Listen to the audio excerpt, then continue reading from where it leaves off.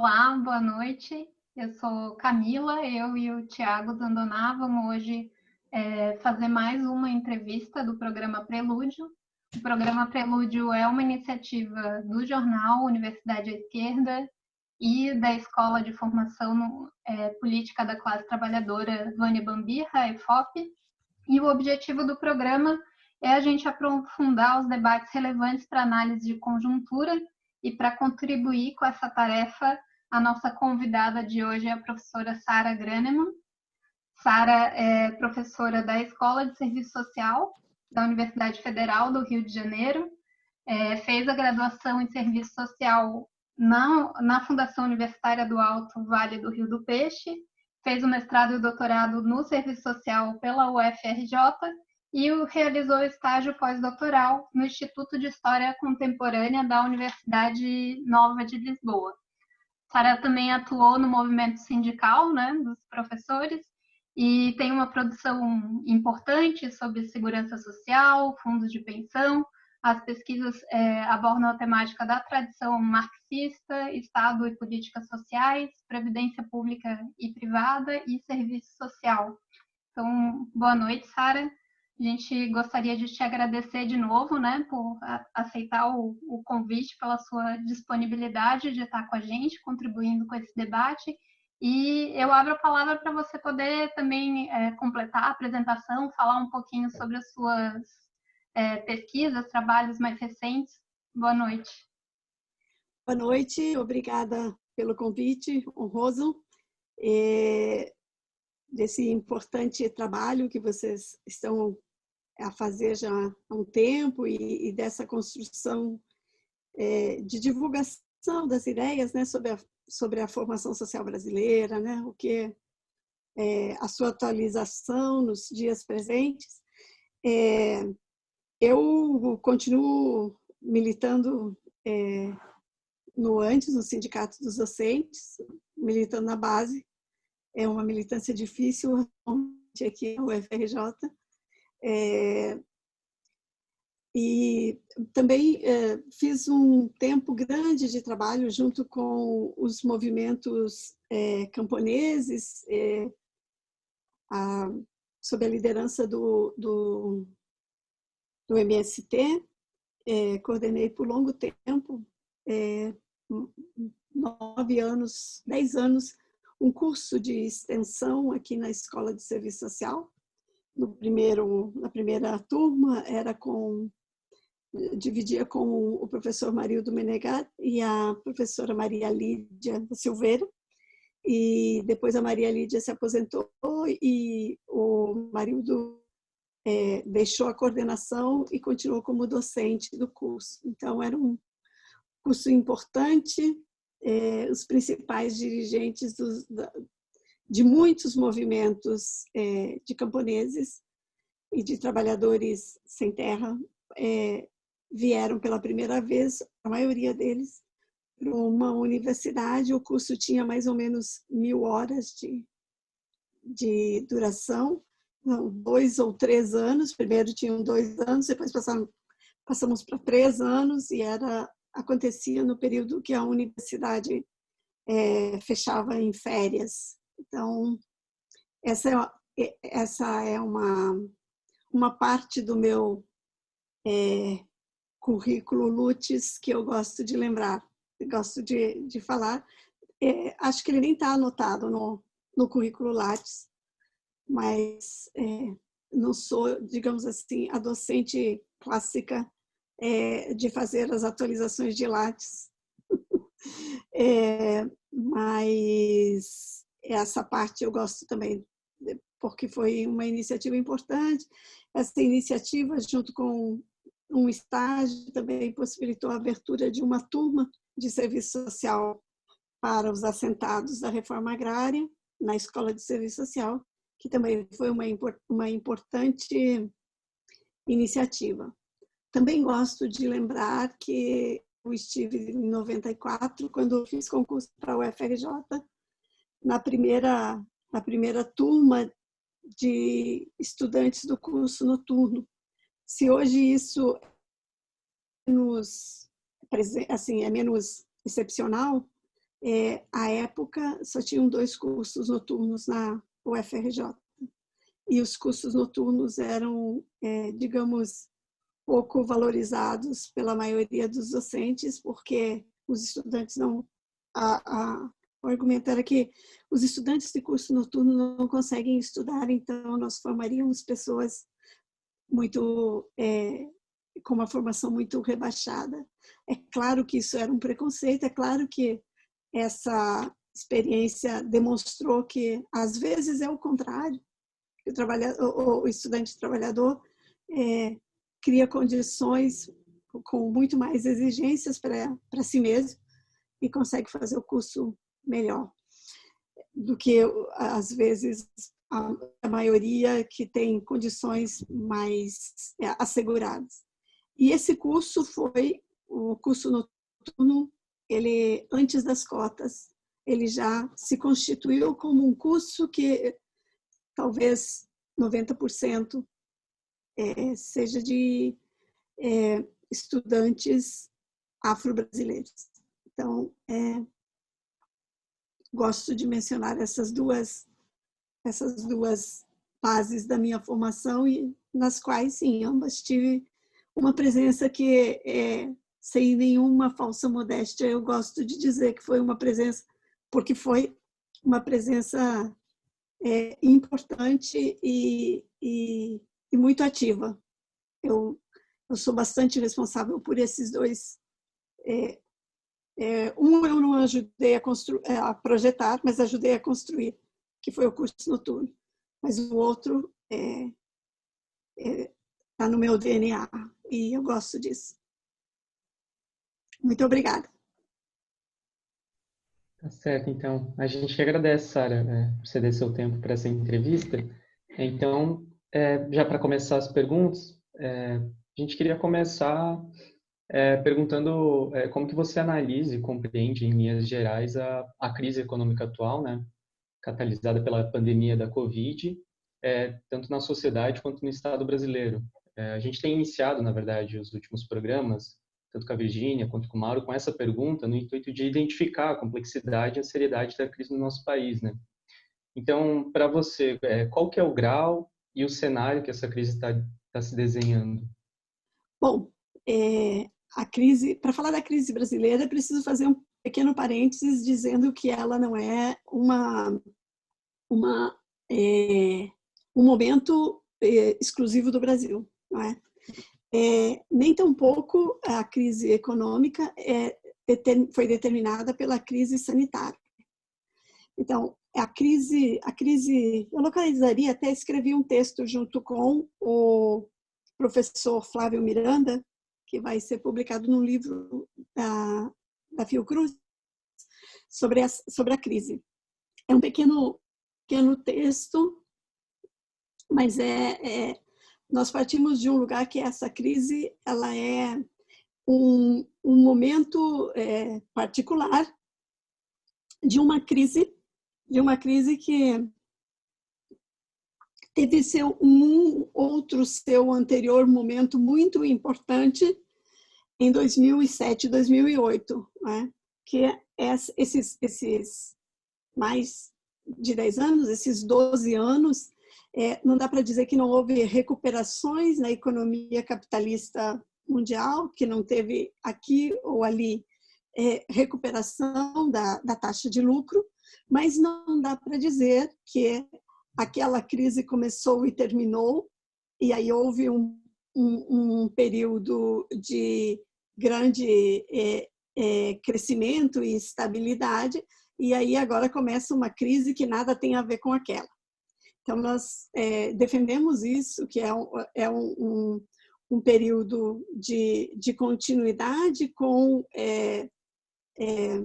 respiros e saídas aqui ou ali, mas que a economia mundial não alcançou uma recuperação como em alguns outros momentos do século XX, especialmente, né? Então, para se deixar posto, essa crise ela retoma num grau mais aprofundado ela é uma continuidade, pelo menos da de 2007, para não falar das anteriores, mas num grau muito mais grave, muito mais aprofundado, até porque o tal período de crescimento e de equilíbrio econômico, de desenvolvimento, não ocorreu na totalidade, se é que a gente pode dizer. Sobre a crise, eu tinha dito que isso, para nós, para mim, baliza o que é a crise do Brasil. Não é um momento extraordinário, único, particular, porque não está em crise só, não estamos nós só, como uma formação social única e atípica. É uma crise mundial. E, claro, que no Brasil ela rebate com as suas particularidades, e as suas particularidades têm a ver com um processo que também não começa com a eleição de 2018, mas que é muito agravada com a eleição de 2018. Mas é uma manifestação que tem que ser colocada nesse mesmo pacote, de modos diferenciados. O impedimento do governo da Dilma, tem que pôr nesse pacote o ciclo petista de um determinado jeito de conduzir, um determinado modo de conduzir a economia brasileira.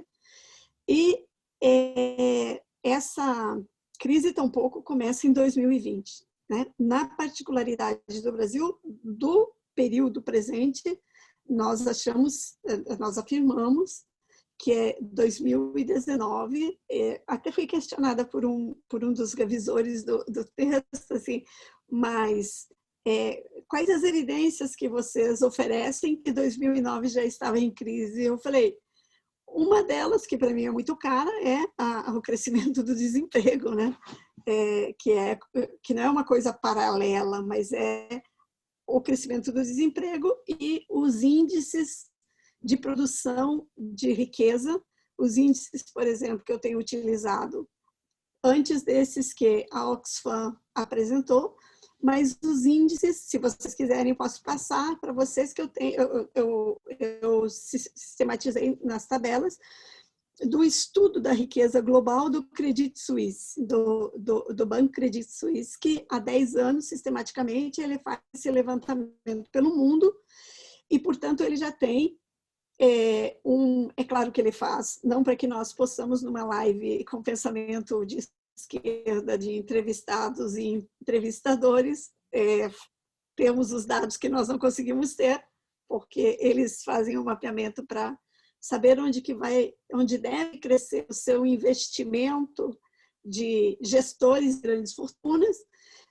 mas tem um estudo sistemático de 10 anos, o que é bem importante. E eles, então, apresentaram no seu relatório, que eles divulgaram por volta de setembro ou outubro de 2019, se eu não estou enganada com o mês, e diz o seguinte: o Brasil, ali apresenta os dados, o 6º país mais importante no relatório de 18 e no de 19, no crescimento de milionários em dólares de 2019. Então, à frente do Brasil está Estados Unidos, Japão, Alemanha, não nessa ordem, que eu esqueço a ordem. Os Estados Unidos eu sei que é o primeiro e o Brasil o 6º, mas entre eles, Holanda. E então são 42 mil novos milionários. Esse também é um índice da crise, né? São 42 mil novos milionários em dólares, que tem pelo menos $1 milhão, que seriam cerca de 5,5 milhões de reais, não é? E a curiosidade bem importante é que, se o Brasil foi o 6º, preservou o 6º lugar de criação de milionários do mundo, no ranking mundial, ele tem uma especificidade que a nós nos interessa bastante. O Brasil foi o segundo país do mundo, só perdeu para os Estados Unidos, no crescimento de multimilionários. E quem são os multimilionários? Se para estar nessa lista precisa ter $1 milhão, para estar na seleta lista de multimilionários é preciso ter 50 ou mais milhões de dólares. E no Brasil, esse número de multimilionários foi também muito importante. Nos Estados Unidos cresceram cerca de 16 mil multimilionários, e no Brasil foram 820, eu passo também os dados, se vocês quiserem.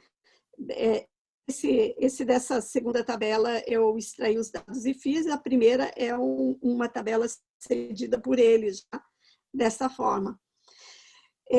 Mas eu fiz uma outra tabela que eu vou demonstrando como em 2019, a partir desse relatório, que a mim me parece muito importante de que muita gente trabalhe nele, e por isso eu sempre fico divulgando, que vai de 1 milhão mais de 500 milhões. Esses me ouvem?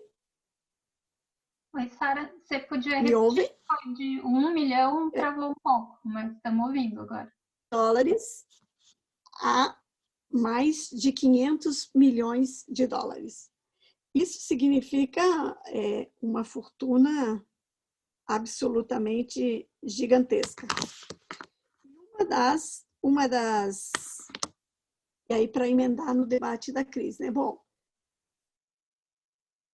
se via que o capitalismo estava reproduzindo com toda a sua profundidade e força os dois polos, né? Num polo a concentração da riqueza e no outro a geração da miséria pelo desemprego, pela informalidade, e que aquilo que nos diziam, que fazendo reforma trabalhista e reforma previdenciária e tantas outras, mas pelo menos essas, que possibilitaria mais emprego, mais igualdade, mais equilíbrio para a economia, e que nós dizíamos que muitos estudiosos, menos do que gostaríamos que fosse, mas vários, né?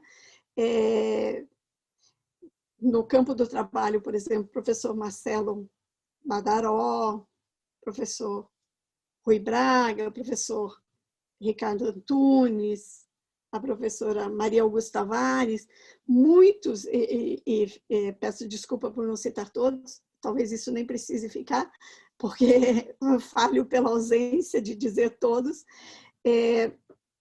que aquilo que estava sendo produzido como miséria, desemprego, informalidade, desproteção da seguridade, desproteção previdenciária, era exatamente o oposto complementar da concentração de riqueza. Então, me parece, para falar de crise, esses índices devem ser mencionados. E os pesquisadores críticos que dizíamos que, na verdade, isso era já um sintoma da crise e procura de solução para essa urgência da acumulação, de ter onde investir, de ter como concentrar mais lucratividade, potencializar a acumulação, expressava já uma crise em curso.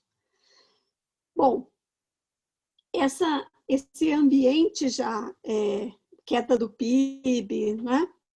Tem vários índices que a gente poderia trabalhar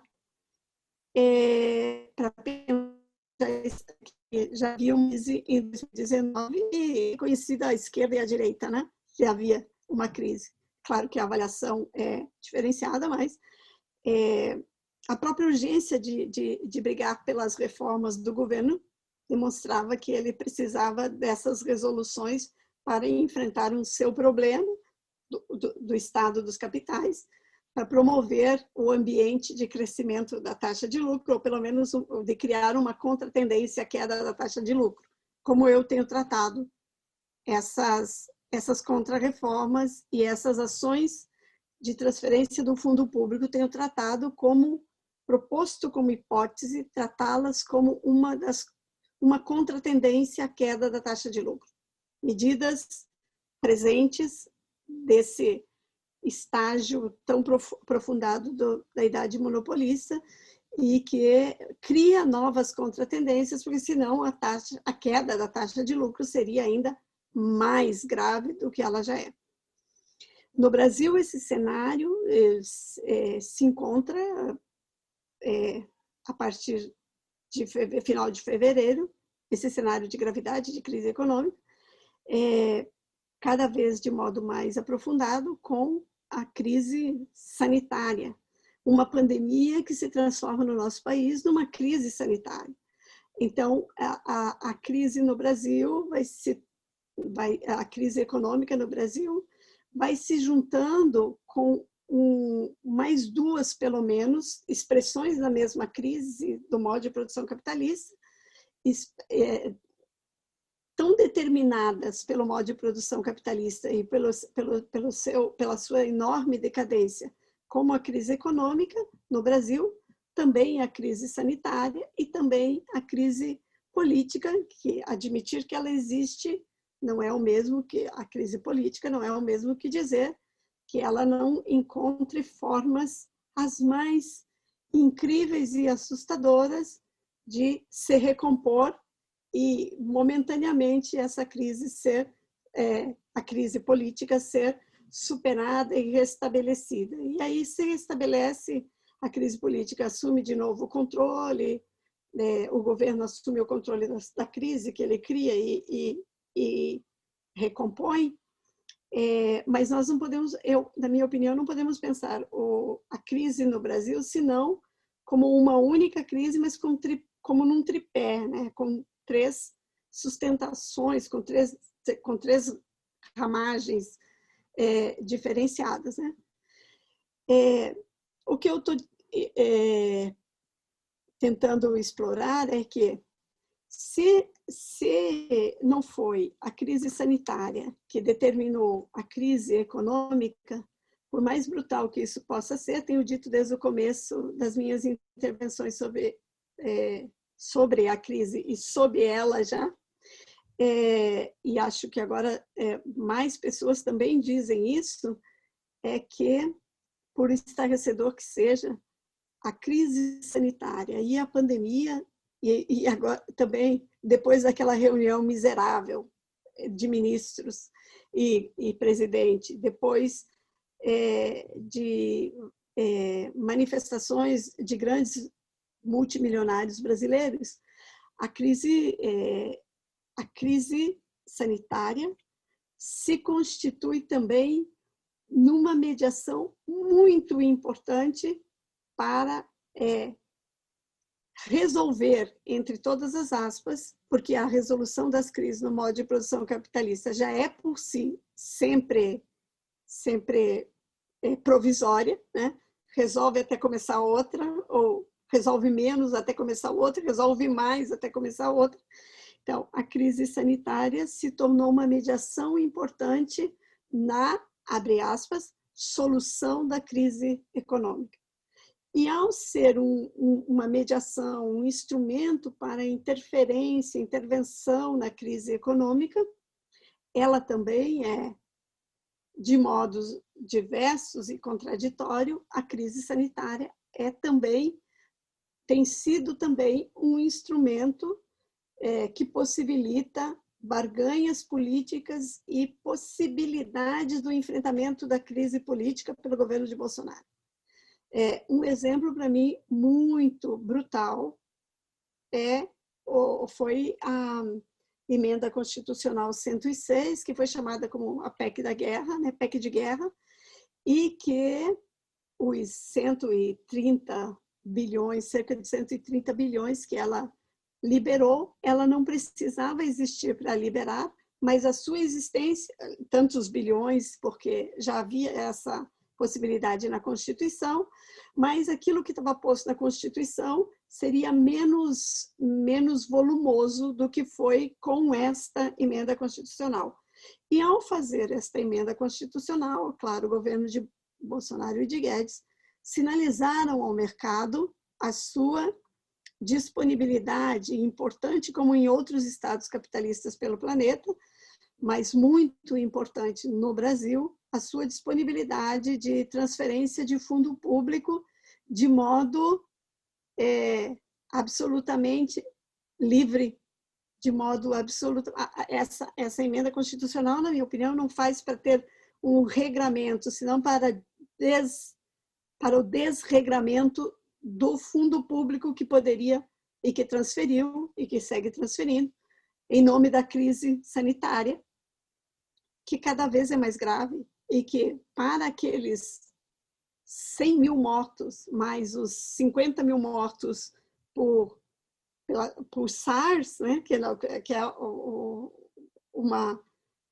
também um problema que, se fosse investigado a fundo, não seria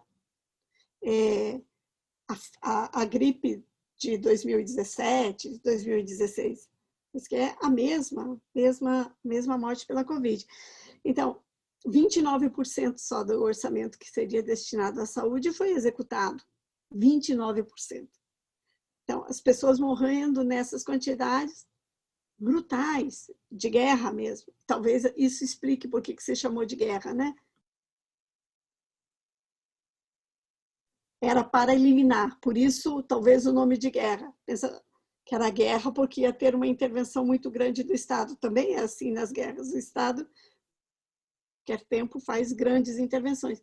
Mas, contraditoriamente, por quê? Porque, com o voto de quase todos os parlamentares, inclusive da esquerda, foi aprovada essa PEC e com pouca crítica sobre a sua essência, que eu acho que é essa, na intervenção e no equilíbrio da crise econômica.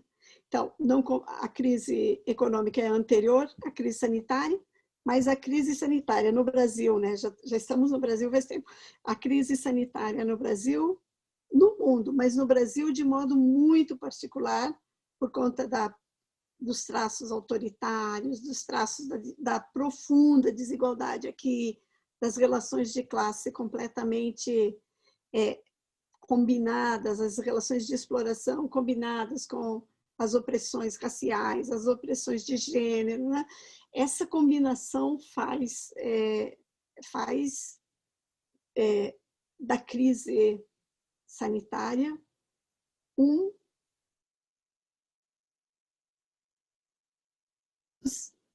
excedentários, né? Eu acho que travou um pouco. Você falou que faz da crise sanitária e daí travou. Se você puder repetir. Faz da crise sanitária uma oportunidade, e isso é muito pesado de dizer, e acho que é muito dramático para a nossa vida de classe, né? De classe trabalhadora, daqueles que vendem a sua força de trabalho, né? Nos diferentes lugares e ramos, ou no Estado, ou aos capitais, aos diferentes capitais. A extensão do desemprego, a extensão da impossibilidade de controlar, além da violência da bala, do aparelho de Estado, do aparato sociojurídico, né, que é a polícia, né, o exército, mas é também o sistema judiciário, né, e com as cadeias, com os julgamentos, com as instâncias do judiciário, todo esse sistema, ele já é absolutamente violento, mas ele talvez não fosse capaz de fazer uma contenção tão rápida e tão emergencial desses excedentários matando de fome na bala com a falta de assistência na saúde, na previdência, na assistência, tudo isso continua a existir. Mas, além disso tudo, matar muito, da violência contra as mulheres, da violência contra os negros, mata também essa imensa legião de excedentários que nem sequer pelo trabalho informal, pelo biscate. O trabalho informal não é só o biscate, eu não estou trabalhando como sinônimo, mas estou dizendo, com o trabalho informal, com o biscate, com as numerosas formas de prover a vida sem o reconhecimento de um contrato de trabalho, talvez talvez a burguesia e o seu Estado, um Estado neofascista, não me parece que precisemos de muitos cuidados para caracterizá-lo assim, viu na Covid não só a possibilidade de novos negócios, mas a possibilidade que está em pleno curso de resolver pela extinção, pela morte, uma parte dos excedentários que, quando muito sobrantes, quando muito agigantado, pode se transformar numa massa convulsiva em dada sociedade.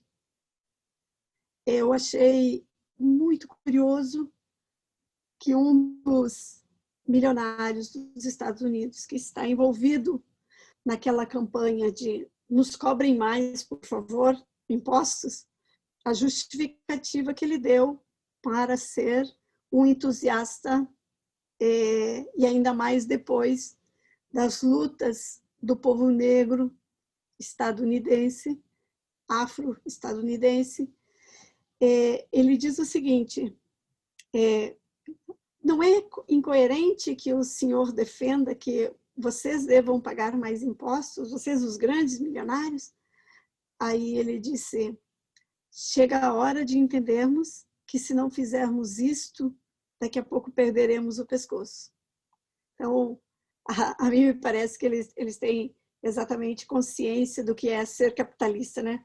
Até como figura, Marx falou, não foi róseo lá no prefácio, né? Não foi róseo o colorido que eu dei ao discutir o que são os capitalistas, mas nunca os tratei como criaturas individuais, ainda que eles se achem criadores, eles são criaturas.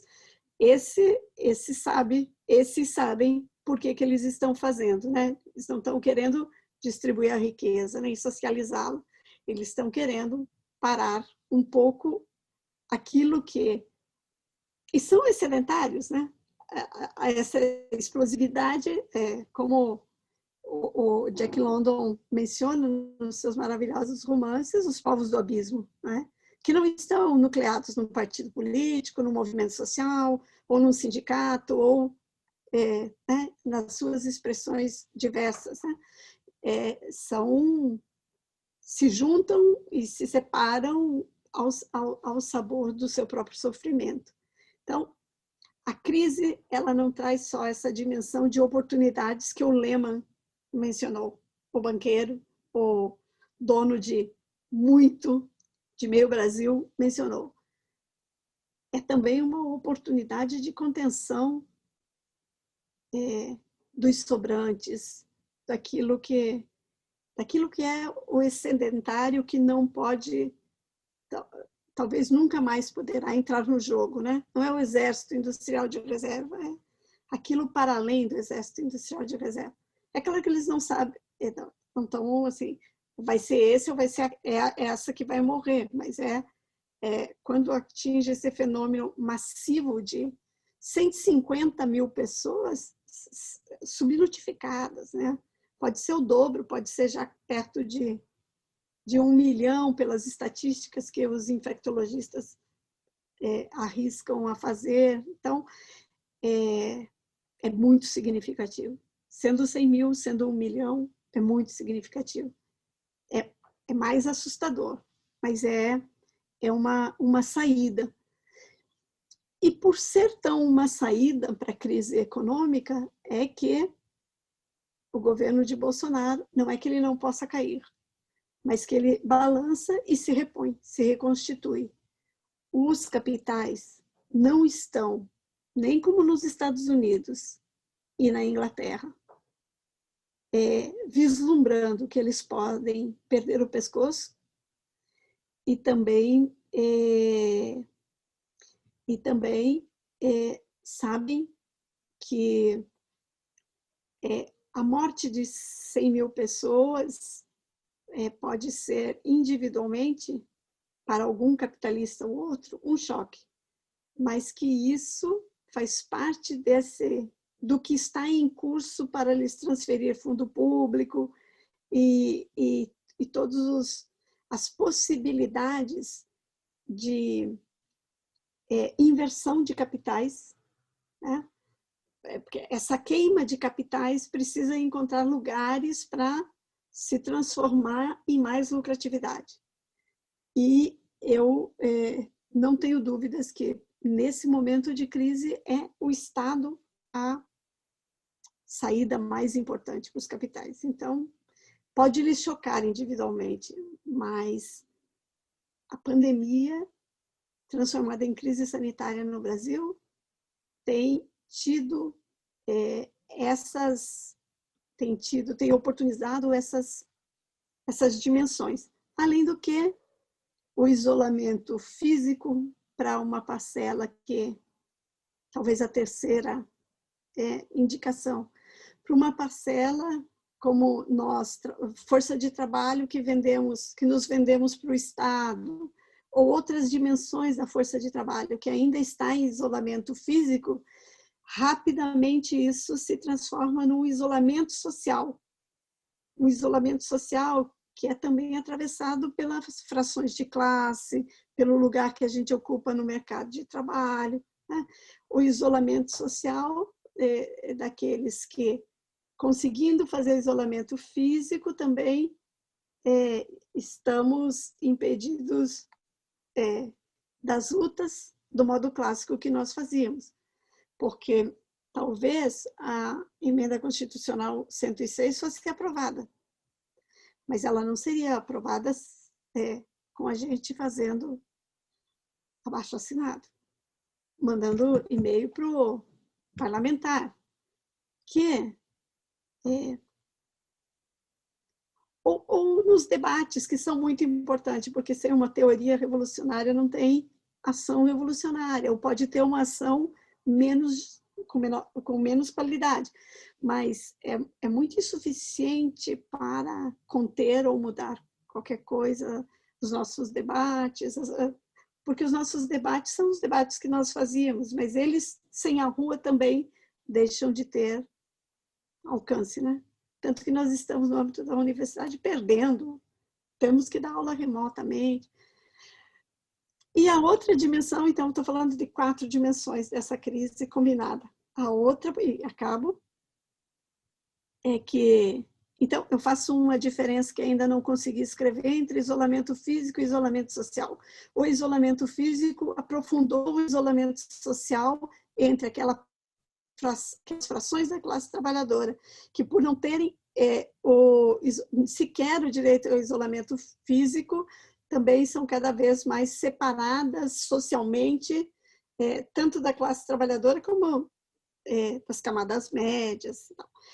E o outro é que a pandemia também, e a crise sanitária no Brasil, e a pandemia no mundo possibilita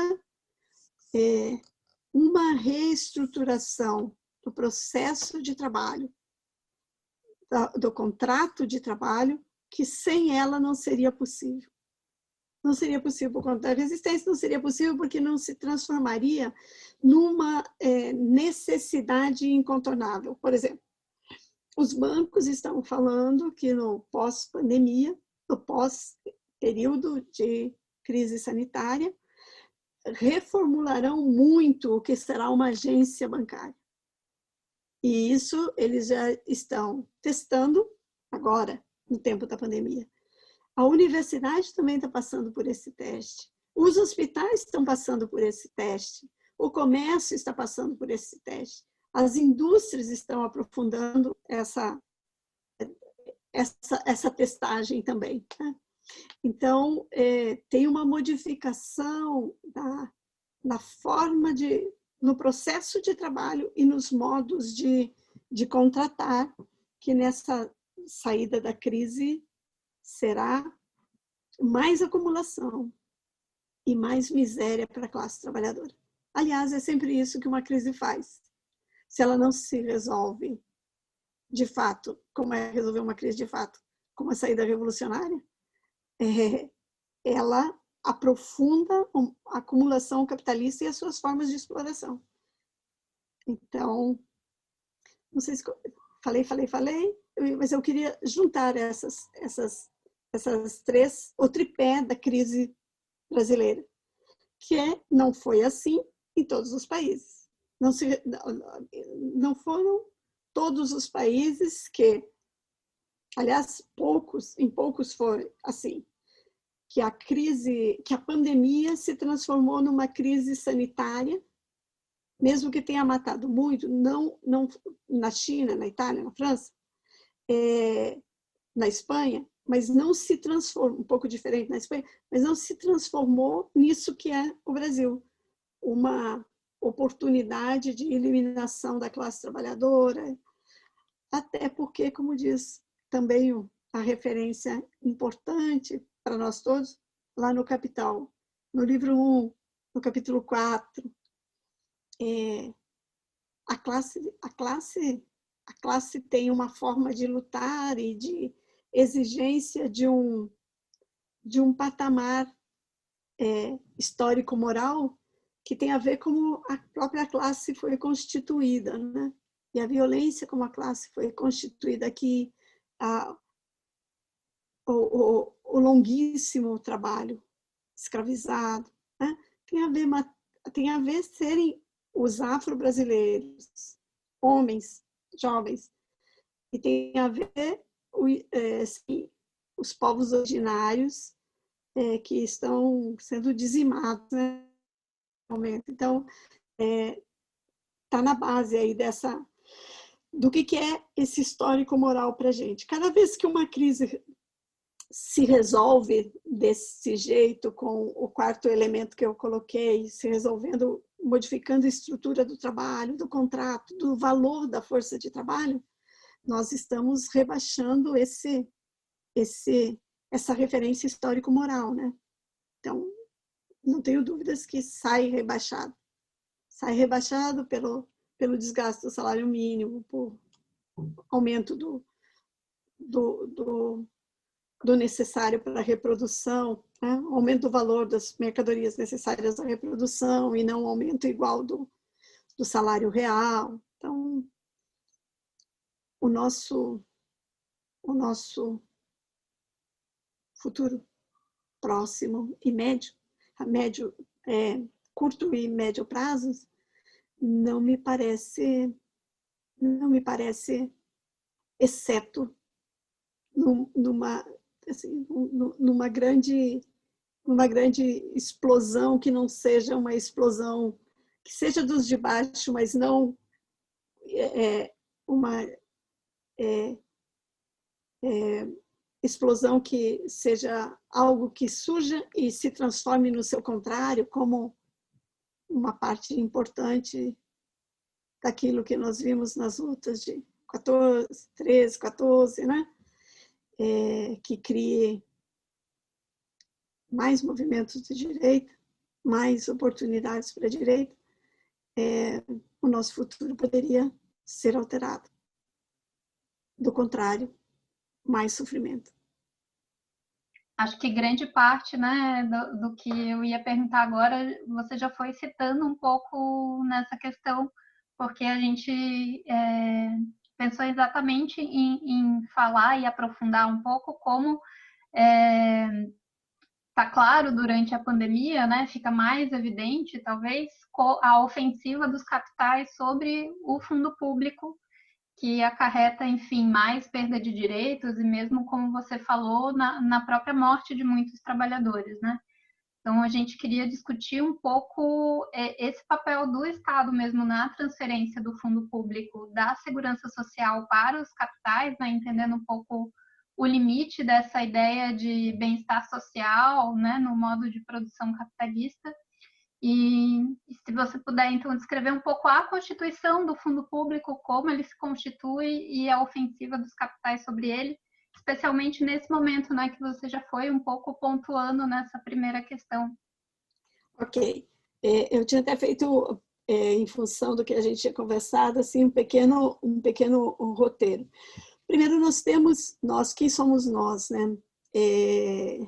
O nosso grupo de pesquisa aqui na UFRJ, GEMPES, o NEPEM, né? O Mauro constitui o NEPEM junto comigo, com outros professores, outras professoras, e o NEPEM tem o guarda-chuva, né, que a gente se reúne, e nós aqui criamos o GEMPES quando a professora Ivanete Boschetti veio de Brasília para cá. Mas nós já trabalhávamos há bastante tempo juntas. Então, o GEMPES aqui, ou talvez antes do GEMPES, as minhas pesquisas, as do Mauro, nós fizemos um livro em 12, né, que é o Financiarização, Fundo Público e Políticas Sociais, né, que expressa esse agente, quem somos nós aí, né, que estamos trabalhando com uma noção, com uma categorização precisa do fundo público. Precisa quer dizer, porque a gente enfaticamente diz o que para nós é o fundo público, mas não quer dizer que não seja polêmica. Então, pode ser precisa, mas é polêmica. O grupo do professor Evilásio Salvador, lá da UNB, o Evilásio, que também é catarinense, e que está na UNB, trabalhava com a Ivanete, e o grupo, o GOPS, tocado pela professora Elaine Bering, na UERJ. Então, nós temos feito uma tentativa que é tanto individual como coletiva, né, de alguns grupos de pesquisa, um esforço para, à luz da teoria social marxiana, principalmente, definir o que é fundo público. E a gente, um pouco no debate com o Chico de Oliveira, mas não assumindo exatamente a sua formulação, nós chegamos numa formulação a partir daquilo que nos parece que existe de Estado no capital, sem que esteja escrito ali no que Marx deixou, uma teoria do Estado, mas que há uma concepção do Estado que nos permite, no nosso ponto de vista, esta formulação. O que é o fundo público? O fundo público, na sua aparência, que não é igual mentira, mas que é como ele se mostra mesmo, né? E é uma parte da sua essência, a aparência é uma parte, né, daquilo que é a constituição de um dado fenômeno. Então, na sua forma mais visível, a riqueza que o Estado recolhe, que chama de orçamento todos os anos. Então, para nós, o fundo público, ele é, na sua imediaticidade, impostos e contribuições, e esses impostos e contribuições, na sua imediaticidade, também vêm dos capitais e do trabalho. Essa imediaticidade que possibilita aos capitais dizerem que são eles os maiores pagadores de impostos, né? Essa é a imediaticidade. Parece que pelo montante são eles de fato que pagam, mas nem pelo montante. Na sua superada a sua aparência, como a coisa se mostra no modo de produção capitalista, pela via do seu Estado, é bem mais do que isso, né? O fundo público, então, seria essa riqueza socialmente produzida pela classe trabalhadora e que essa riqueza é vertida ao Estado pelas duas formas possíveis que o trabalho assume no modo de produção capitalista. O trabalho não pago, que é extraído como mais-valia, que se transforma em lucro, é vertido para o Estado sob a forma de impostos e contribuições sobre o lucro. Mas se a gente puxa o fio, a gente vai ver que a contribuição e os impostos sobre o lucro não vieram não foram formados e criados e produzidos pelo capital e pelos capitalistas. E se puxa um pouco mais esse fio, vai ver que na essência do lucro, da repartição do lucro entre os capitais, está a produção do trabalho não pago, do trabalho que se extrai do trabalhador sob a forma de trabalho excedente. Então, o lucro que é na fórmula impostos e contribuições do capital é, na verdade, impostos sobre aquele trabalho, é uma contribuição que os trabalhadores fizeram também ao Estado dos capitais pela expropriação de uma parte do seu trabalho. Expropriação que é plenamente legal porque está pautada no modo de produção. É legal, né? Pautada, não é uma excrescência do modo de produção capitalista. É como ele se organiza. Então, ele dá legalidade a essa expropriação de energia, exploração do trabalho, na verdade. O fundo público, de um lado, é isso. E o fundo público, de outro lado, é sucção de trabalho necessário. Por que a sucção de trabalho necessário? É expropriação também de uma parte daquilo que é dedicado à reprodução do trabalhador e dos seus para a formação dessa riqueza social que o Estado opera na sua face mais visível como o orçamento anual, né?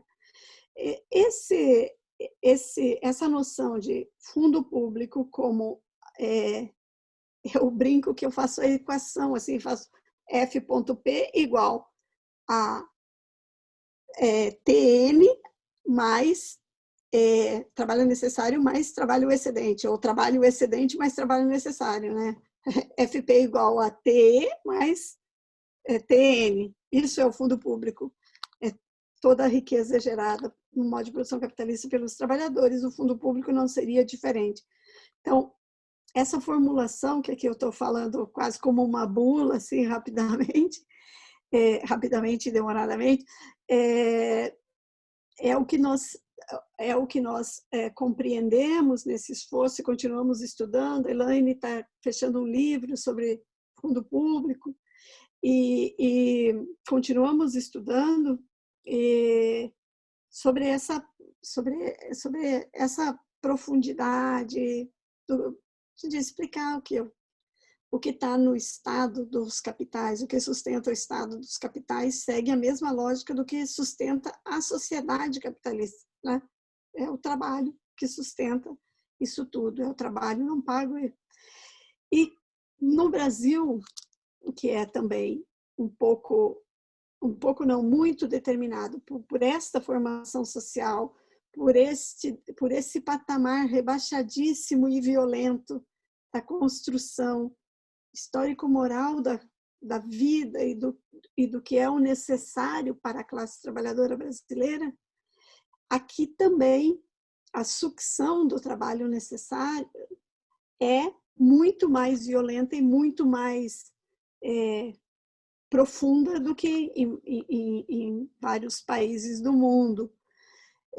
Países do mundo que vários deles passaram por revoluções importantes, como expressões da classe trabalhadora, né? Nem sempre leva a isso. Por exemplo, no Haiti não levou a um patamar, a Revolução Burguesa no Haiti não levou a um patamar de sociabilidade que esse plano, esse momento histórico-moral possibilitasse uma relação entre o fundo público na parte do trabalho necessário e do trabalho excedente, que conforma o fundo público, de modo a ter alguma política social.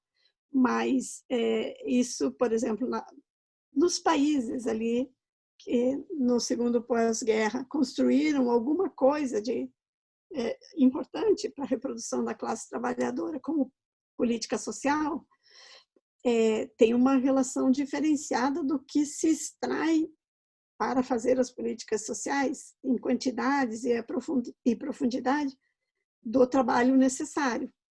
Diria que é menos, né, da parte que eu estudei. Diria que é menos voraz, né, que não precise.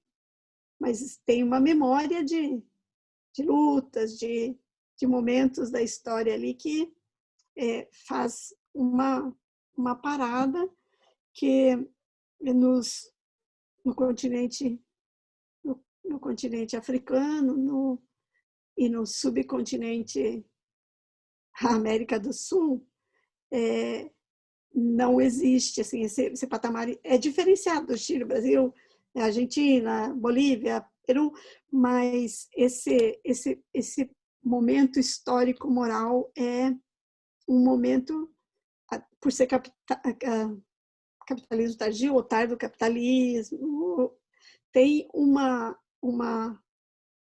solução, entre aspas,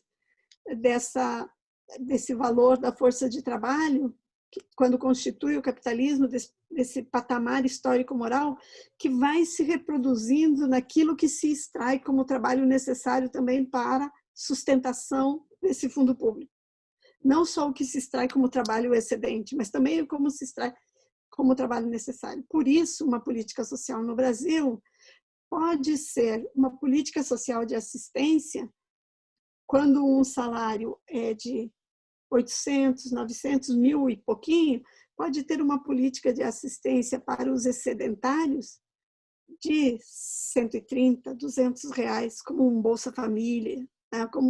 Então, é um patamar, de fato, no plano da reprodução biológica muito estrita. Mas não quer dizer que essas quantidades entregues, inclusive a partir de uma bolsa assistência, de uma bolsa de estudos, de uma própria previdência, não quer dizer que sobre essa política social não se devolva muito também. E aí nós fizemos estudos sobre esses outros momentos, no crédito consignado. O Alan faz esse estudo brilhante pela via das universidades privadas. Eu trabalho isso pela previdência privada e pública. A Ivanete lá no estudo da assistência. Então, o que a gente vê é que aquilo que... E essa é a tese do Evilásio Salvador, que ele já defendeu, sei lá, tem 10 anos talvez, um pouco menos, que a forma como o fundo público ingressa no Estado, aquele montante que ingressa no Estado, a proporção na imediaticidade da vida social, como contribuição social e como imposto. É cerca de 70% vindo do trabalho e 30% vindo da burguesia. Isso há quase uma década. Eu tenho certeza que isso se agravou muito. E que a forma como sai é exatamente o contrário, se não mais. Talvez uns 80%, né, com a redução das políticas sociais e com o rebaixamento do direito no Brasil, previdenciário, trabalhista, tal, é o inverso. Veja, na imediaticidade, abrindo o orçamento e vendo para onde vai esse fundo público, você pode chegar a isso, né? Mas você pode chegar assim, bom, mas eles contribuem tanto, ou dizem tanto que contribuem porque o custo do Brasil é alto, porque tem muito funcionário público, né? Então, nem nesta lógica, se a gente usar essa forma mais visível, a gente pode falar nesses termos. Mas, o fundo público, neste momento, deste Brasil de 2020, não é extraordinário, mas parece aquele artigo que nós escrevemos juntos e que eu mencionava no começo, o Flávio e eu, essa forma de o capital tentar sair das suas crises é uma forma que ele privilegia e que por ter esta relação com o Estado, cada vez mais a presença do Estado. Não é que antes não havia Estado, que na idade concorrencial o Estado já era tudo, de fato, o liberalismo como eles gostariam que correspondesse à teoria e que o Estado não interferia. Claro que nós sabemos que não é isso, mas que nesse momento, mais do que em qualquer outro, o Estado é muito, muito, muito, muito central, e por isso começa a chamar o fundo público a intervenção do Estado via fundo público para o capital como uma contratendência que é da taxa de lucro. Isso é de minha responsabilidade e é para ser avaliado mesmo, assim, porque o Marx ofereceu algumas pistas lá e disse, olha, eu vou falar dessas, não vou falar de todas, nem sei, nem examinei ainda todas, e é a partir lá daquele capítulo das contratendências que eu tento trabalhar isso que eu estou problematizando aqui. O fundo público não é só presente, ele tem uma vida que ele se renova e se repõe no presente, mas ele tem existência material passada. Aquilo que se construiu como uma estatal, a estrada que se fez, a ponte que se fez. Né? Então, no planejamento, e eu já, um dia conversamos rapidamente, Alan e eu, sobre esse projeto, que é o da reestruturação do Estado, que na verdade é mais um projeto da desestruturação do Estado para transferência de um fundo público em maiores quantidades para os capitais. Então, nesse projeto de reestruturação do Estado de Bolsonaro e Guedes constituem esse fundo, uma das dimensões desse fundo público, que eles querem desestruturar para reestruturar apenas para os capitais, não estão temendo pelos seus pescoços como um bilionário lá nos Estados Unidos. Eram 698 estatais. Passamos a privatização dos militares, de Sarney, de Collor e depois de Itamar Franco. Passamos as privatizações perdendo tudo, né? Perdendo o fundo público materializado. A de Fernando Henrique, as de Lula e Dilma, dos governos petistas também privatizaram. E chegamos ao tempo presente com 600, no governo de Bolsonaro, pela listagem que eles cedem nesse PowerPoint, porque não escrevem mais relatório, né? Basta um PowerPoint para mostrar o que se quer fazer. Estão cada vez mais indigentes esses ministros, né? Não conseguem escrever e também não querem escrever para não ficar muito... Então, a indigência, a decadência desse modo de produção e do seu Estado e dos seus atores, né, cada vez mais brutalmente visível. São 698 eram quando eles assumiram, das quais 73 ativos, né? Chamam de ativos. Ativos é mais difícil de entender do que empresas, né? Reestruturação e desestruturação do que privatização. O léxico da luta de classe também exige mudanças na forma de denominar o mesmo, né? Porque senão a gente entende mais rapidamente, né? É privatização? Ah, não, é reestruturação do Estado. É das empresas? Não são só empresas materiais, são ações, é capital fictício, né? Na explicação marxiana. E eles chamam de quê? Capital fictício. São os ativos, né? São, bom, 73 propriedades do Estado, nas suas diversas formas, foram privatizadas em 2019. Isso correspondeu a um ganho para o Estado. Talvez isso explique a formação de milionários do Credit Suisse, da Oxfam. Foram 105,4 bilhões de recebimento para o Estado. Né? Para onde foi? Né? Não foi para cuidar da saúde, nem das universidades, nem da ciência, tecnologia, nem da cultura. Para onde foi esse dinheiro? E mais 10 no governo no ano de 2020. Nós estamos em plena pandemia, nós estamos plenos de sofrimento, nós estamos plenos de desemprego, e foram privatizadas 10. Até 2021, o plano era privatizar 300 dessas 698, mais as 73 de 19. E essas 10 que foram privatizadas por 29,5 bilhões, como está lá no documento que eles atualizam, no slide que eles atualizam de vez em quando. Já atualizaram 3 vezes durante a pandemia. Sempre entre os dias 20 e 24 do mês. Curioso, né? Deve ser aniversário de alguém. Essa privatização, que é uma das ações para resolver a queda da taxa de lucro como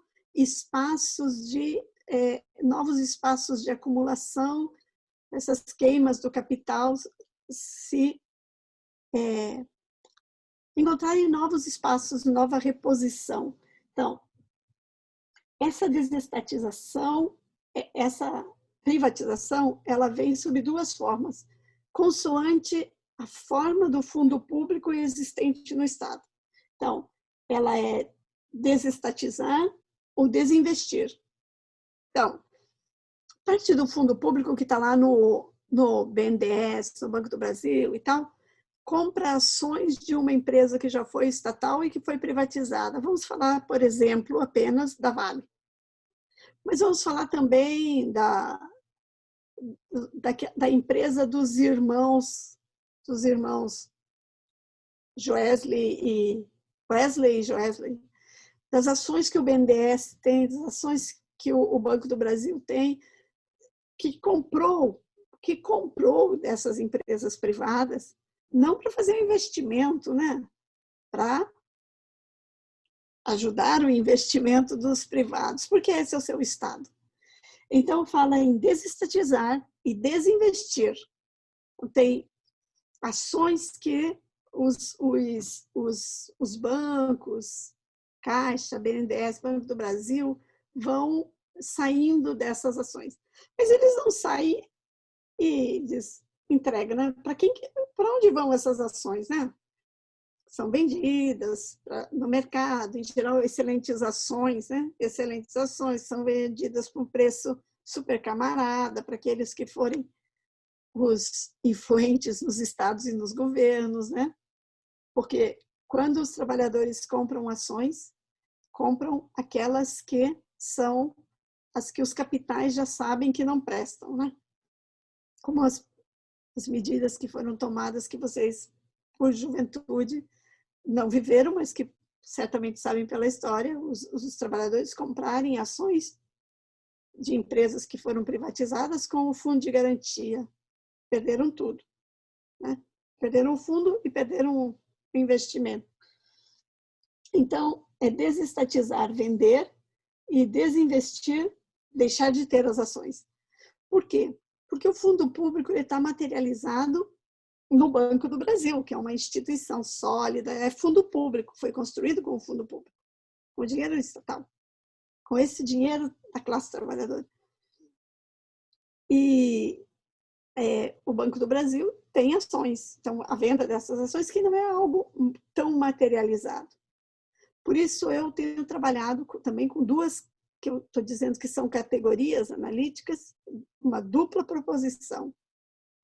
e que é a luta de classe e que é a forma capital que vai determinando como é essa privatização. Se ela é uma privatização clássica, essas são as categorias, ou não clássica. Então, clássica é aquela que você vende como vende toda a mercadoria. Vende a Vale num leilão como vendesse um tênis para alguém, uma mercadoria que é o fundo público que se tornou mercadoria que foi comprado por alguém. Acabou a relação ali. Um dá o dinheiro, outro dá a mercadoria e acabou. Mas tem as formas, e são múltiplas, não é uma só, de privatização não clássicas. Não clássica. Privatização não clássica é, em geral, aquela que tem jeito de ornitorrinco, mas nem sequer ornitorrinco para brincar lá com o livro do professor Chico de Oliveira. Né? Que são, em geral, puro capital fictício. São em geral, mas não exclusivamente. Então, você compra e vende ações, você comercializa título público, mas comercializa nunca numa relação estritamente de mercado pelo preço. Se os capitais pagassem pelas estatais e pelos títulos públicos, aquilo que tem de trabalho acumulado, socialmente acumulado ali, as suas mercadorias eles comprariam essas mercadorias como mercadorias por outro preço, né? Coisa que eles não regateiam quando eles estão do outro lado do balcão, né? Aí eles não baixam o preço da mercadoria, né? Claro que ela está ligada ao valor, mas eles se comportam diferente se são compradores e se são vendedores, né? Os capitais. E se são compradores do Estado, então, do seu Estado, do Estado deles, né? As compras são, digamos assim, muito mais generosas, facilitadas e qualquer outro sinônimo. Então, nós temos o fundo público sendo transferido para os capitais neste momento, porque antes de ontem falaram, o governo anunciou a venda do poço de petróleo, parece mais produtivo da Petrobras. Né? Então, vende assim, vende privatizando classicamente. Mas também transfere fundo público e essa é uma ideia que eu estou começando a explorar e já colocamos lá naquele nosso artiguinho, que eu já falei nele pela terceira vez. A pessoa está querendo difundir o seu artigo, né? O meu e o do Flávio.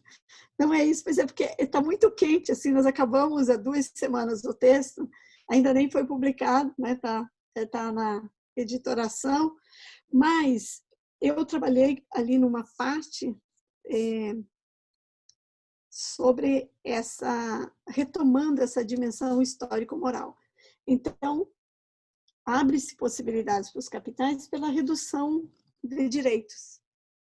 A redução de direitos é parte também dessa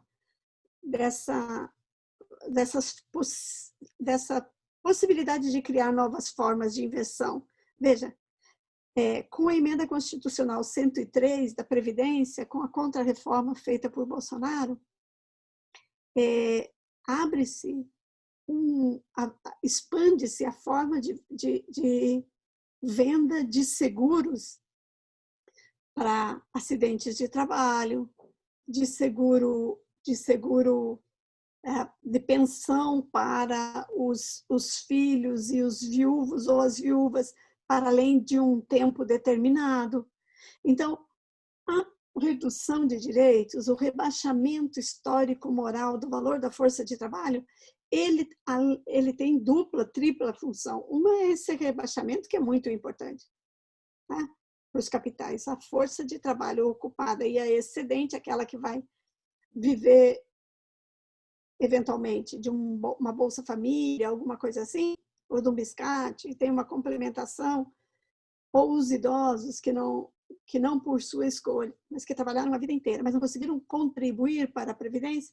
Então, essa redução de direitos, ela reestabelece os padrões históricos morais, ao mesmo tempo que abre novos espaços de inversão, venda de novos seguros, ou agigantar a venda de novos seguros.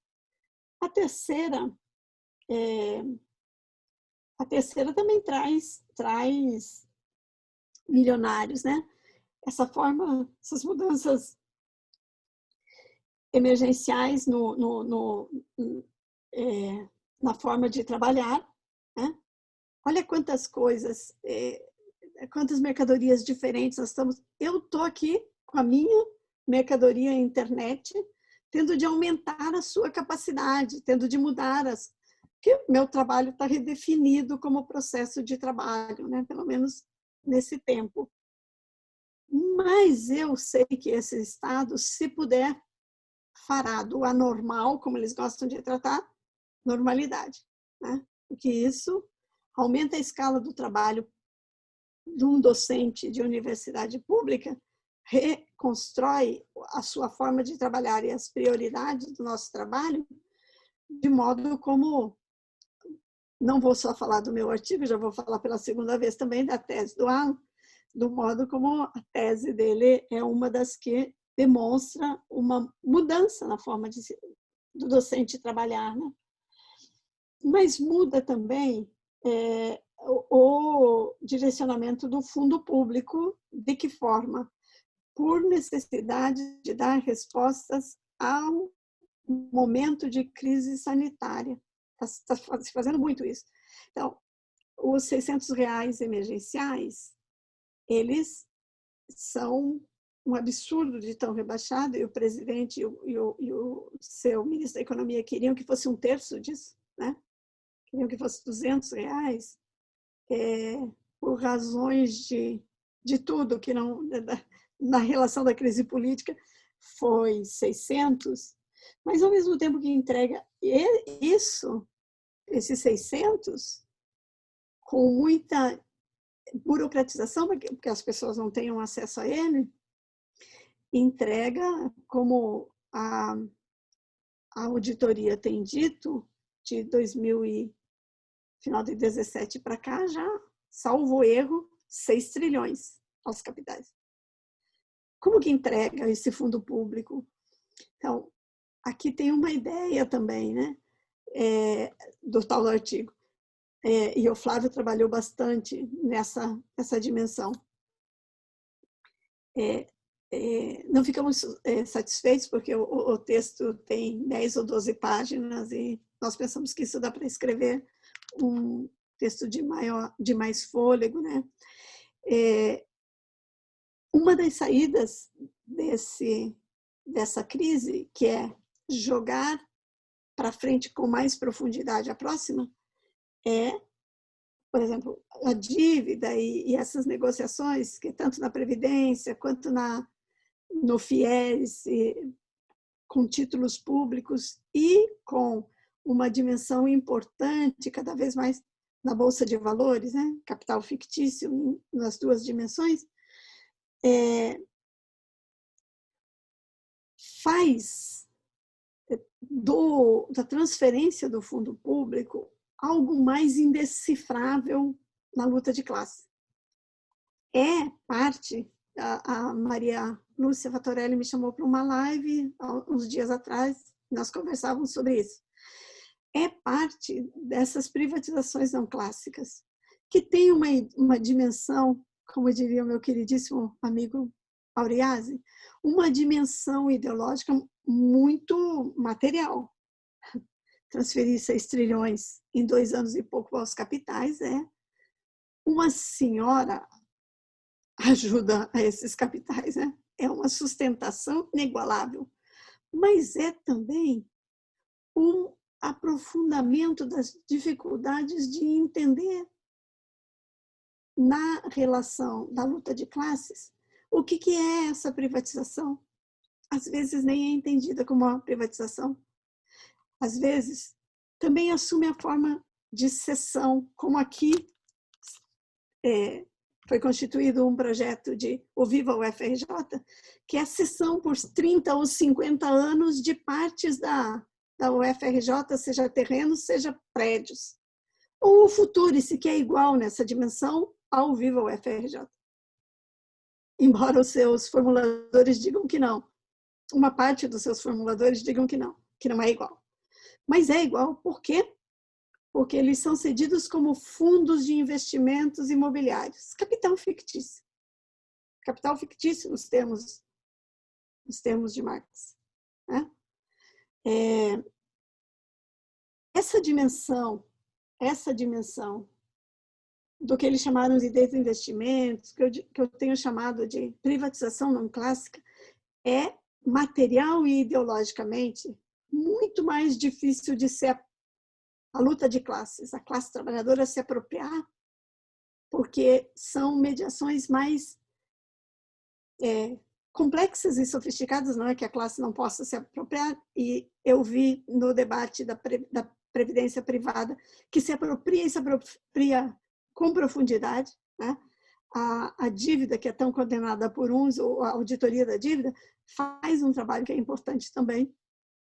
Discorde-se dos cálculos, e que eu acho que não é o central do debate, mas uma parte da esquerda faz isso como a centralidade do debate. Me parece que aqui a centralidade é essa transferência, me parece que a centralidade é que a forma de tentar equacionar essas crises do capital nos tempos mais recentes, não é tão recente assim, mas se agudiza num tempo mais recente, mais do que em qualquer tempo, de 2007 para cá, é que a forma capital portador de juros desdobrada na forma de capital fictício é uma forma de privatizar o fundo público mais inalcançável, mais imediatamente inalcançável. Não é que não é inalcançável, o Marx já estudou isso, é só a gente atualizar. Estudar bem lá e fazer as mediações para o tempo presente e agregar o que de novo foi construído. Mas não na forma, o que foi construído na forma, mas o que foi construído no conteúdo. Na forma também, porque senão parece que a gente consegue entender o FIES, e a gente consegue entender a previdência privada, os fundos de pensão, mas não consegue entender a dívida. Consegue também, com a mesma referência. Isso é muito importante, me parece, porque é um elemento, eu lembro, quando ocorreu a privatização, eu acho que foi da Vale, a Vale do Rio Doce, aqui no Rio de Janeiro, depois elas foram transferidas para São Paulo, éramos, sei lá, 5.000 pessoas na praça, lá na Praça 15, que é em frente à Bolsa de Valores. A polícia em seus cavalos bateu na gente, jogou bomba, fez tudo que é de violento que ela faz sempre quando a classe se mobiliza. Mas aquilo apareceu mais do que dizer que está entregando títulos públicos para o FIES, para os fundos de pensão, que comprou ações, que isso, que aquilo, que aquele outro. Eu não estou dizendo o trabalhador que está mais distanciado da academia, por exemplo. Mas também, e talvez a dificuldade seja maior com os trabalhadores da academia, da compreensão dessa dimensão da abertura de espaços para investimento dos capitais e inversões dos capitais, para que eles possam resolver a superacumulação do capital, encontrando espaços para transformar o lucro em mais lucro, né? E não só queimar os capitais de forma irreversível na crise. Claro que uma parte importante desses capitais acaba, mas isso também é parte da lógica. Aqueles que acabam se transformam em lugares de inversão para aqueles que sobram e que vão concentrando e centralizando cada vez mais. Então, eu diria que essas formas aqui são as formas não clássicas, mas a conexão ficou ruim, mas difíceis de serem percebidas. E esse é um componente da luta de classes que torna mais opaco o Estado ser pensado como um Estado de classe. E aí, para voltar a uma questão do começo. No começo dessa parte, assim, das ilusões com as políticas sociais. Eu não tenho dúvida que a tarefa é tarefa importante para a classe, para aumentar o seu valor histórico moral, lutar por políticas sociais. Não tenho nenhuma dúvida. Mas não na política social em si, como forma ilusória de resolução do conflito insuperável no modo de produção capitalista entre capital e trabalho. Isso é ilusão. Mas não tenho dúvidas que, quando há políticas sociais mais alargadas, o valor histórico-moral da classe trabalhadora sobe com a capacidade de compra do salário e sobe também com as políticas sociais mais universalizadas possível. Mais universalizadas o possível quer dizer o seguinte: nunca universais. Nunca. Por isso ela não é em si uma saída. A saída é outra. Ela pode ser instrumento para ajudar na saída. Pode ser. Não foi muito, se a gente olhar a experiência histórica, mas foi importante na construção de acesso de alguma parte dos trabalhadores. Por quê? Porque lá, no lugar do surgimento, né, nos países, nas economias, tanto nos Estados Unidos, que é diferente daquilo que teve na Europa Ocidental, uma parte da Europa, né,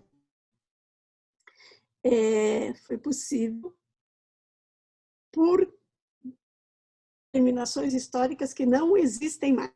E o que foi possível por aquelas determinações históricas, um conjunto delas, que não existem mais, nunca foi universal, nunca o trabalhador nativo da Alemanha teve os mesmos direitos que o trabalhador turco. Nunca o trabalhador italiano, nunca o trabalhador iugoslavo, porque o alemão sempre teve mais. Nunca o iugoslavo, dos Balcãs, teve direitos iguais aos trabalhadores da Itália, dos nativos.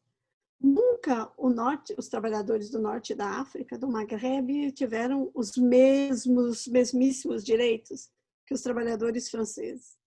Então, tiveram mais direitos do que nos seus países, tiveram algum alcance, em algumas políticas sociais foi mais universal, algumas foram mais universais que as outras. A escola é uma que foi mais universalizada, mas também a escola do centro de Berlim, do centro de Roma, do centro de Paris, não tinha exatamente a mesma qualidade do que aquilo para além dos arcos perimetrais, mesmo lá na saída da Segunda Grande Guerra Mundial. Então, a nossa tarefa imediata, sem ser a tarefa em si, para desdobrar isso na luta, né? Que é também um dos componentes aqui para ir finalizando a nossa conversa. A classe se move, a classe trabalhadora, como a burguesia, se move por questões concretas. Né? Pão, trabalho, né? Escola, saúde, lugar para tratar Covid. Né? A classe se move por demandas concretas. As políticas sociais são instrumentos do Estado dos capitais que só existem por conta da luta de classe para responder questões concretas da classe trabalhadora, mas contraditoriamente também tomando essa resposta como um espaço de lucratividade para os capitais. Seja porque junta fundo público na contribuição da Previdência, seja porque pode fazer um financiamento para as privadas, para as empresas privadas de educação, ou pode fazer casas, pode potencializar que uma empreiteira construa uma ponte, um aeroporto. Então, ao mesmo tempo, e às vezes mesmo, então, os trabalhadores lutaram para fazer um hospital aqui no... Quando conseguiram, foi uma vitória deles que o hospital fosse lá, naquele.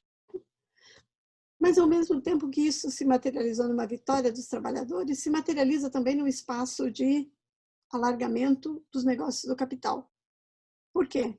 Porque precisa do capital para construir, chama a construtora, né? Um ramo do capital.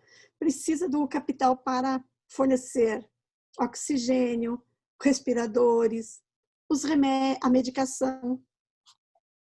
Congelamos? Não. Acho que não, né? Então, a política social é o instrumento que responde à demanda por direito, mas ela, ao responder à demanda por direito, que é uma demanda do trabalho, ela também tem de, pelo mesmo mecanismo, responder ao capital, porque essa resposta está no âmbito do Estado, do seu quem? Da burguesia.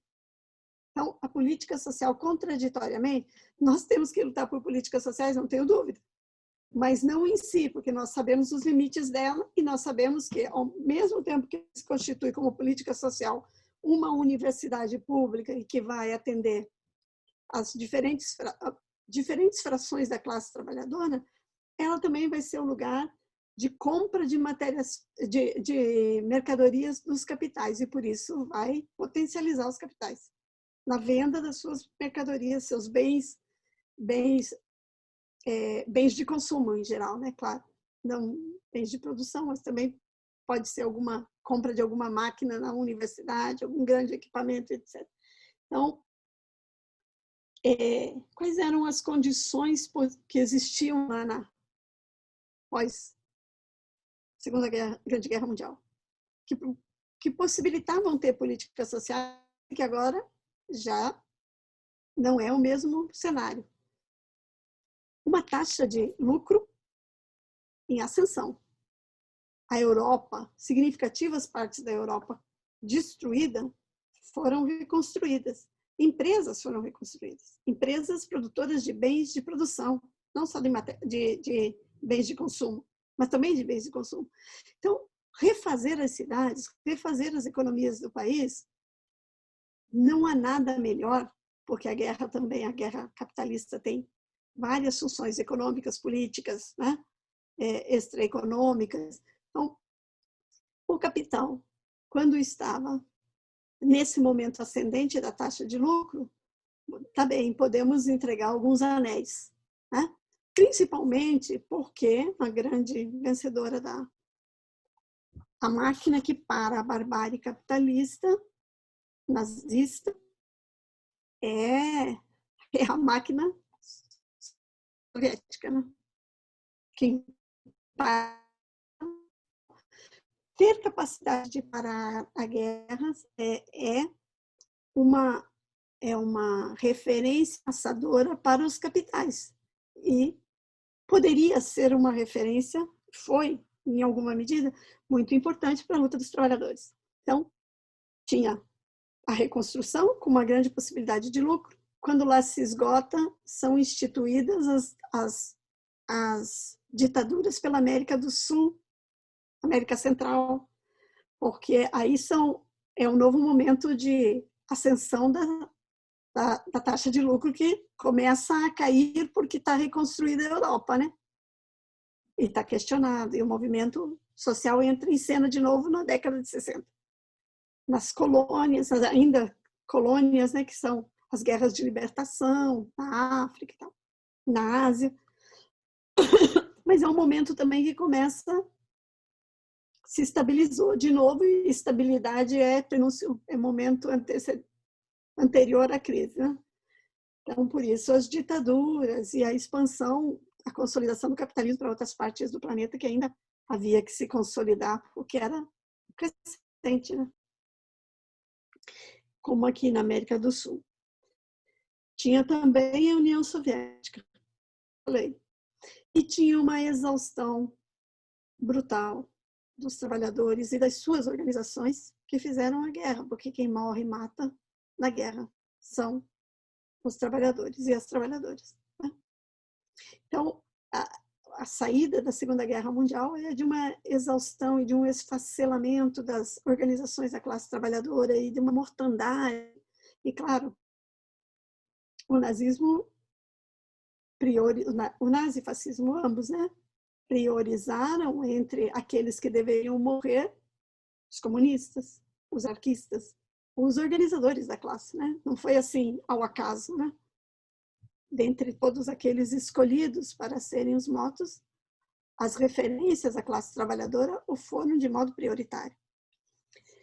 Mas tinha também, e isso eu só incorporei a essa construção, que é o professor Zé Paulo é quem faz a síntese superior no Brasil, mas ele não fala desse último, talvez porque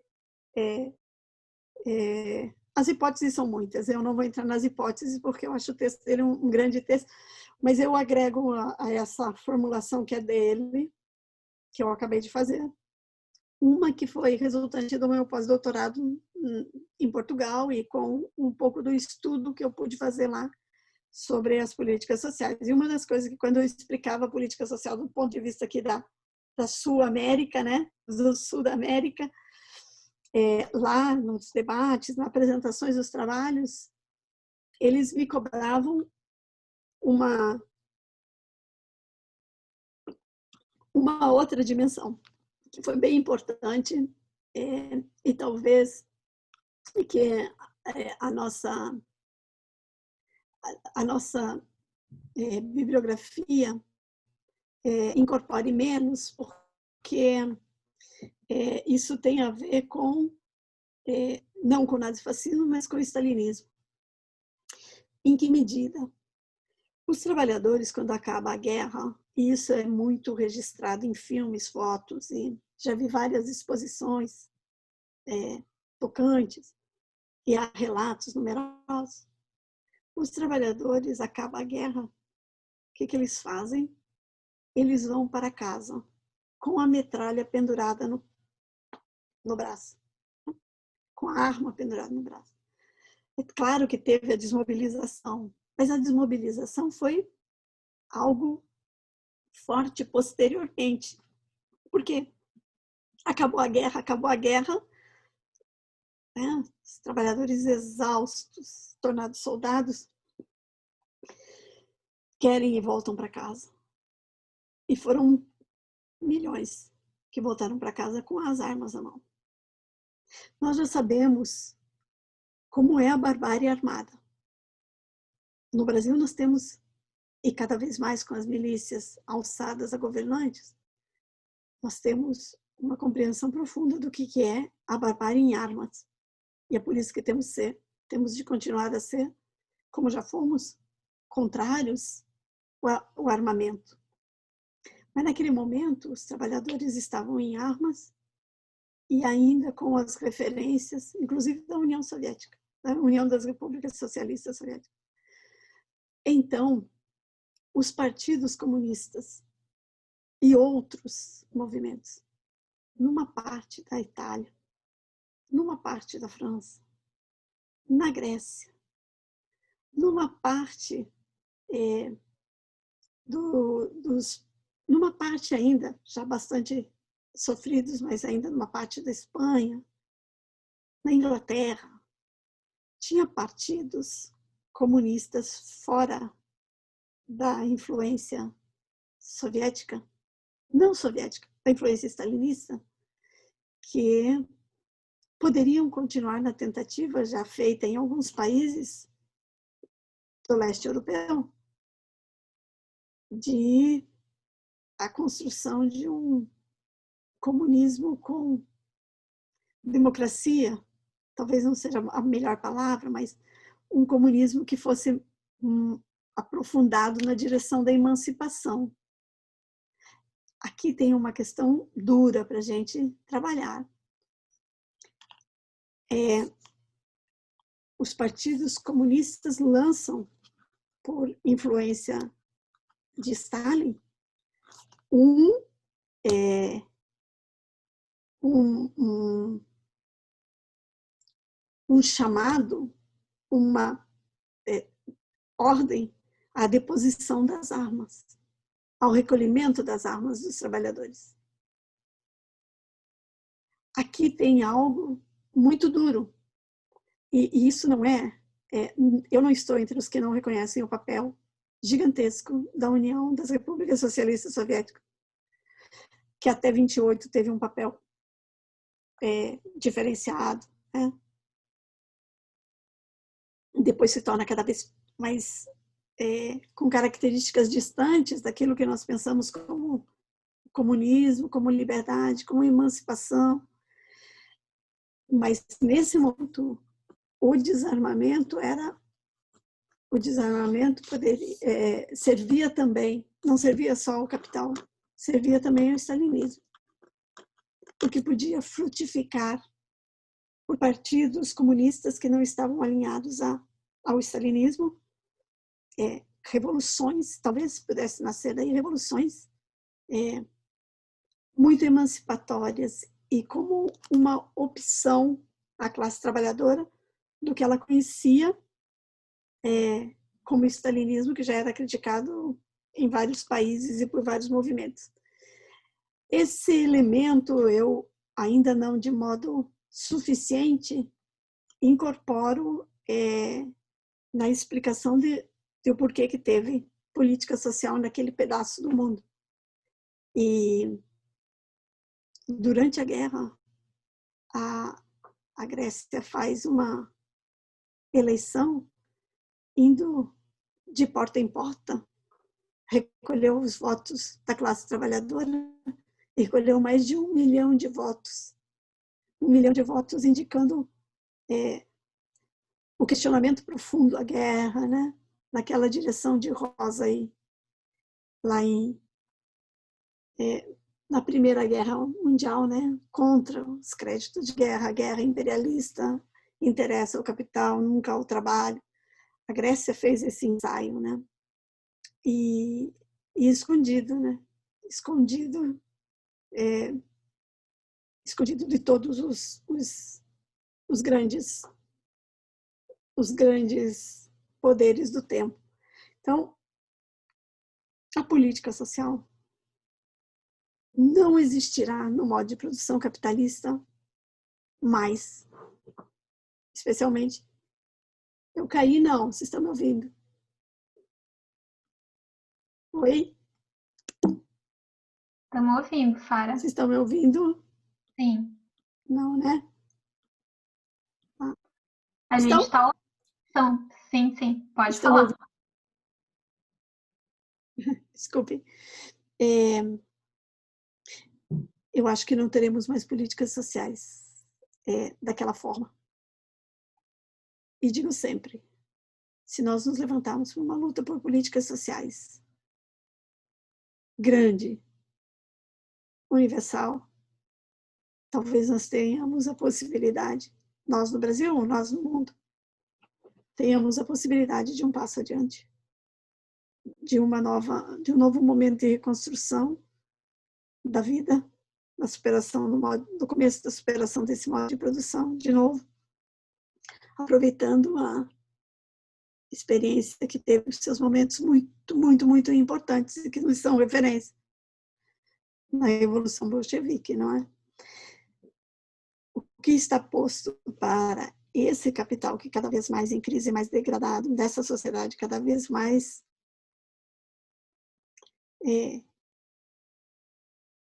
terrível que vivemos, é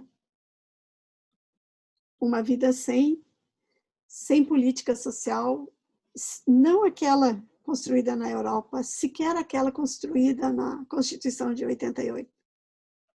Mas ela cada vez mais será, sem luta, será Hayek e Friedman. Dinheiro, aqueles que não possam prover por si a vida, para que comprem no mercado. Então, não podemos ter ilusões com as políticas sociais. Elas são vitórias da economia política do trabalho contra a economia política do capital, mas não alteram a relação das classes, porque isso cabe às revoluções, né? Então, acho que é isso sobre as políticas sociais. Bom, o Guedes já anunciou quem é o inimigo, né?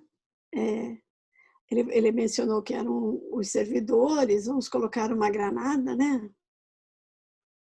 No bolso e tal. A agenda da burguesia, ela está em curso e aprofundada. Está mais aprofundada por conta dessa determinação da crise sanitária. A pandemia tornada crise sanitária, ela poderia não ser uma crise sanitária, mas tornada crise sanitária, ela é muito funcionalizada para a crise econômica. Então, essa agenda é uma agenda que precisa, para ser enfrentada, de muita força, mas ela só é uma agenda tão aprofundada assim porque a burguesia sabe que nós não temos força. Nesse momento não temos força. Então, a sua fúria histórico-moral também está balizada pelo que ela vê na classe trabalhadora, né? Ela vai mais fundo, vai menos fundo, não só respondendo à sua necessidade, mas o que ela vê como possibilidade política, né? Como possibilidade de avançar politicamente. Nós fizemos uma linda luta contra a reforma do Temer, tanto que não teve, né? Fizemos uma linda luta. Nós fizemos também em 19, né? Os dias passam como se fossem minutos e as semanas como se fossem horas, né?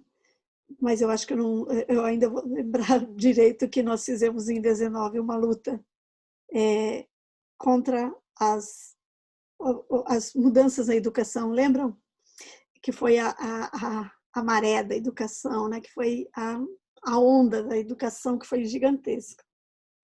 É certo que nós vamos ter como classe, aperfeiçoar os nossos instrumentos, porque juntar os explorados com oprimidos que não necessariamente estão na mesma todos da classe, mas no mesmo lugar e que, portanto, às vezes parecemos não nos reconhecer como a mesma classe.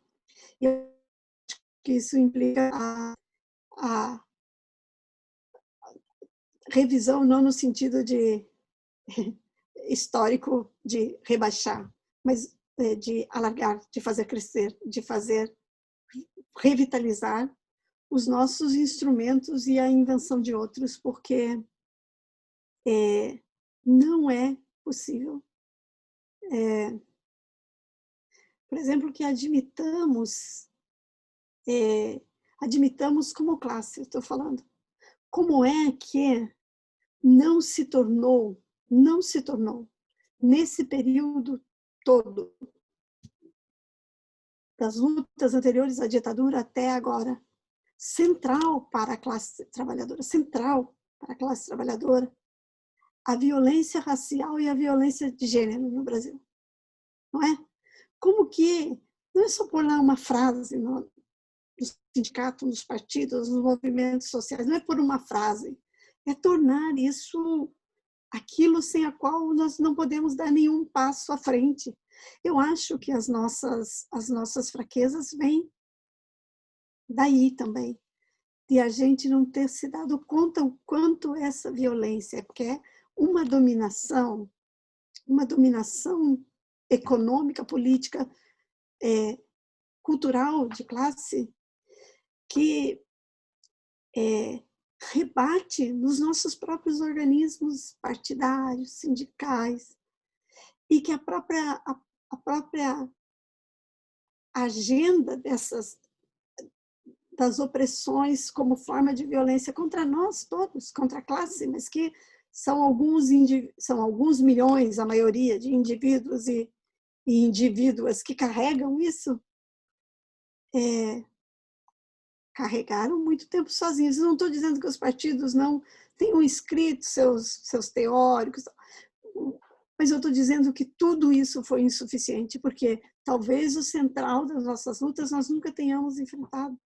E sem enfrentarmos essas duas opressões e outras, também que eu não quero secundarizar, nós não vamos conseguir um alargamento como classe das nossas lutas e da nossa perspectiva de transformar o mundo. Isso tem me tocado mais do que tudo nesses dias. Eu não construí as minhas formulações, exceto comecei a estudá-las assim, 6 anos para cá, 7 anos para cá. Eu achei que me bastaria ser uma professora militante que produzisse a sua parte de estudos do capital do Estado e de uma política social que automaticamente já estaria entrando em colisão com isso, mas não tem nada de automaticabilidade nisso. É preciso estudar e ver os rebatimentos, né, na particularidade da opressão. Por quê? Porque a opressão se combina cada vez mais com essas reestruturações, com essas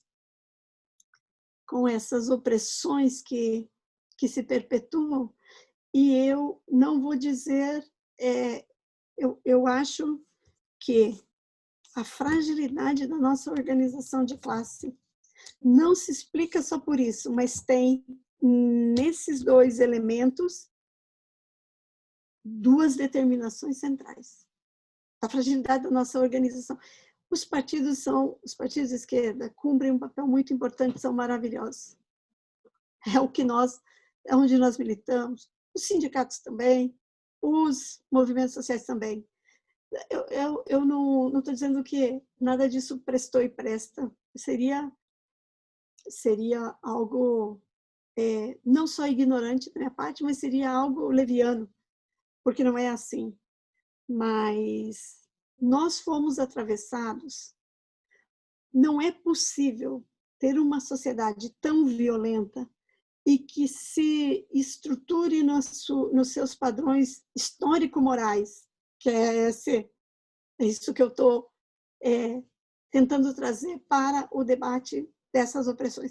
Não é possível que uma sociedade assim não tenha rebatimentos na produção da nossa consciência de classe, como partido, como universidade, como política social, como movimento social, como sindicato, que isso não nos atravesse também. O problema, o reconhecimento de que nos atravessa, é um reconhecimento muito demorado, ao longo desses, pelo menos, 150 anos, ou de 1888 para cá. Isso não é desconhecer que houve avanços e que existiram lutas muito integradas entre as diversas frações, entre